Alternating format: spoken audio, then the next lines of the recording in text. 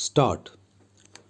Dear Mr. Brown, I have received your communication of the 12th instant, and I am very pleased indeed to inform you that you are almost certain to hear from me in the affirmative next week. Stop. Most probably, you will be asked to come here the last week in the last month of the year.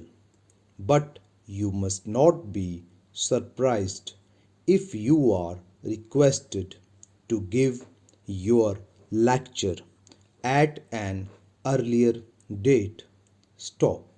Your lecture in the autumn of last year was a great success. In fact, unparalleled in the history of our literary organization. Stop.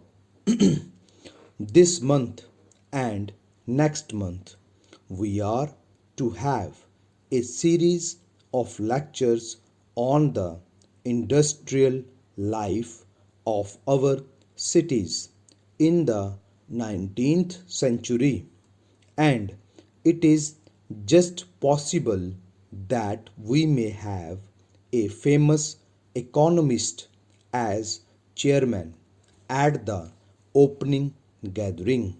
Stop.